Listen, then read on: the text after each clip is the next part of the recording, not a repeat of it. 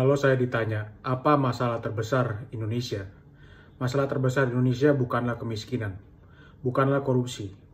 Masalah terbesar bangsa Indonesia adalah masalah feodalisme. Feodalisme bisa diartikan sebagai otoritas yang selalu benar. Semua yang dikatakan otoritas adalah absolut kebenaran. Tidak ada sumber kebenaran lain selain dari otoritas. Feodalisme tidak hanya terjadi dari hubungan antara pemerintah dan warga negaranya. Feodalisme juga terjadi di setiap relasi kuasa. Bisa terjadi antara guru dan murid, dosen dan mahasiswa, bahkan di rumah kita sendiri, antara orang tua dan murid. Feodalisme ini ibaratnya adalah akar dari segala permasalahan di bangsa Indonesia. Karena dia akar, dia menimbulkan masalah-masalah lain.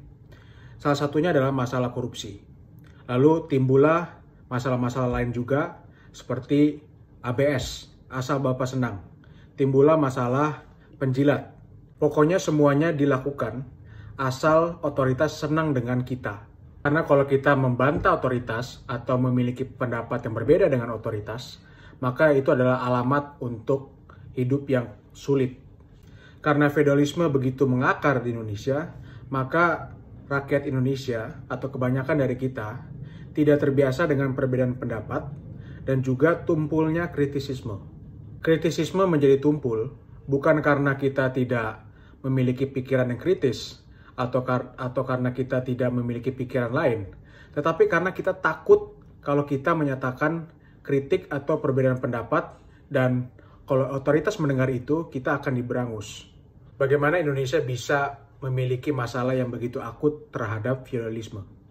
Karena memang Indonesia sebelum negara ini terbentuk, kita hidup selama ratusan tahun di zaman kerajaan, di mana raja adalah sumber kebenaran dan sumber otoritas tunggal, di mana perintahnya adalah perintah yang absolut. Lalu kita setelah selesai zaman kerajaan, kita masuk ke pemerintah modern. Kita hidup selama puluhan tahun dalam pemerintahan yang otoriter. Mulai dari zaman Orde Lama, lalu Orde Baru.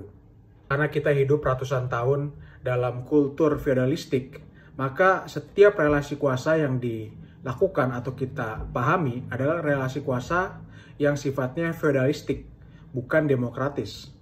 Bahkan saya masih ingat betul bahwa ketika Undang-Undang Dasar Republik Indonesia dibuat, ada sekitar 6 orang dari 55 anggota BPUPKI yang setuju jika Indonesia menjadi negara kerajaan. Jadi dapat disimpulkan bahwa feodalisme adalah natur dari bangsa ini. Sudah mendarah daging. Indonesia lahir dari rahim feodalisme.